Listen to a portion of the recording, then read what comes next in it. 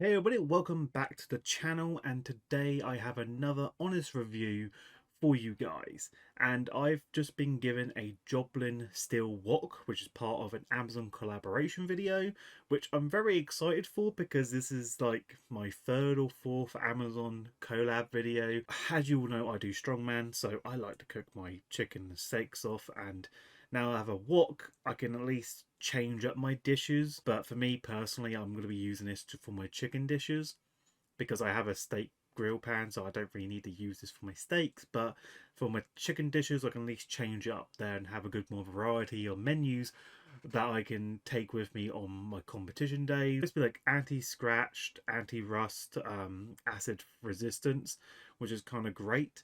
So you won't have to worry about it being damaged in the long run. I decided to mix up the unboxing video with the demonstration video because I wanted to show off cooking my chicken while also doing the unboxing video. I was going to keep it as two separate videos, but I thought it'd be a lot easier for me due to my busy schedule to mash it up all in one.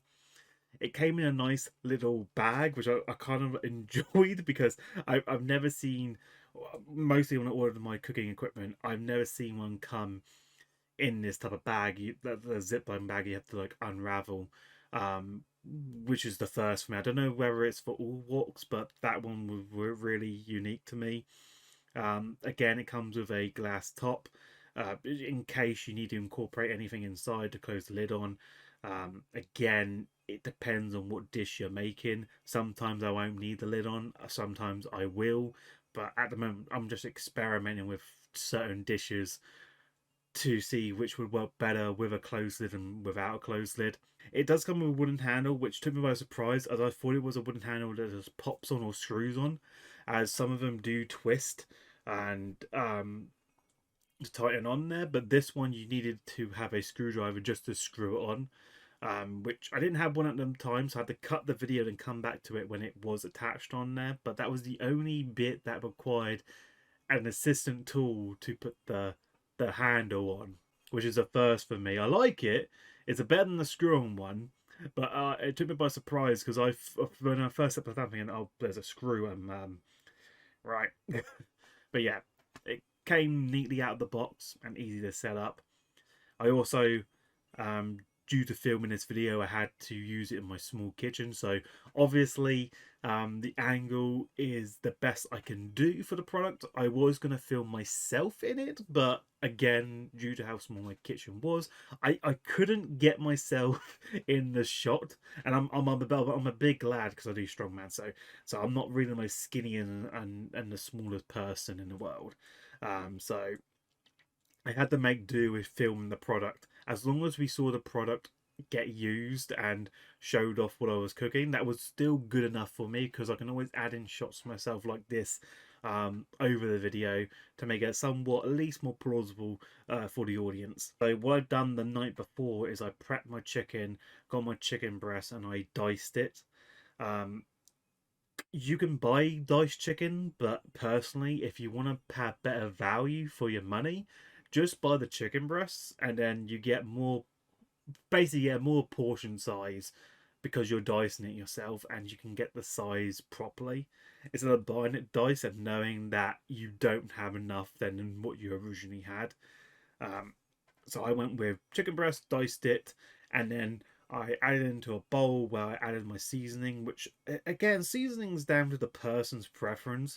I mostly use salt and pepper as the standard, but then I add in extra like chicken seasoning, and you can add garlic or chives, whatever you want. It, like I said, it's your seasoning at the end of the day. But for me personally, I didn't do that because I just have the three standards: salt, pepper, and chicken seasoning, and I mix it together with some oil. Um, Again, you could use olive oil, sunflower oil. It really depends on what oil you prefer to using. Rapeseed oil is probably the best one that I would recommend, but I didn't have any on hand, so I had to use an alternative. But anyway, I just mixed it together and put it in a plastic container with a closed lid, and I'll put it in the fridge to marinate overnight. I do prefer marinating my chicken overnight. Most people just season it and then cook it to go. Again, that's your preference. Me, I prefer doing it overnight, so then at least then I can get my portion size. I think for the size that I've done, it's perfect for 2 portions. Again, depending on if you're a big guy or small guy, you could probably get 3 or 4 portions. But I needed double my chicken portion, so it was 2 portions. I guess you could say it was a 3 portion dish, but I needed 2 because I needed to increase my chicken intake because of my protein.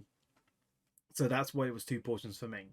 If anyone's questioning why does it look like a 4 portion for 2, not that anyone will question it, I'm just saying it's because it's for me, but for you it'd be different. And then what I've done was I fried it in the wok. Make sure to toss and turn it to make sure that it all gets cooked evenly. I added my sauce. Again, the sauce that I've added, it's not the sauce I normally use. I change up my sauce dishes because I prefer different flavors each time I have my chicken. Sticking to the same flavor trait gets me really bored of that dish, and then it doesn't feel appetizing to eat it. So I just pick any sauce random, and that would be my sauce for that dish. As long as it's not too spicy and too hot, I can get away with it. And then again, stir that around and make sure it's all marinated, and then I put the lid on top.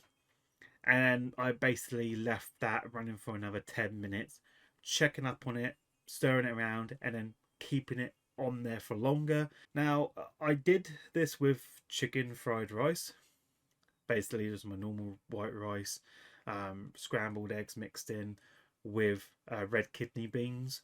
A red kidney beans was optional, but the red kidney beans I added was mainly because red kidney beans are high in protein, which is very good. So it's like extra protein on top of the chicken.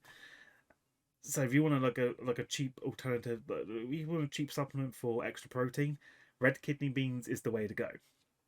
And red kidney beans is very easy. You can just cook it off in boiling water for 2 or 3 minutes, strain it, and then add it to your dish. So I really enjoyed making the dish because it's good trying something different. And now I have a wok, I could do more chicken dishes, more different flavors, mess around with different combos, and have my meal prepped up for work, training, and that sort, and competition days. So yeah.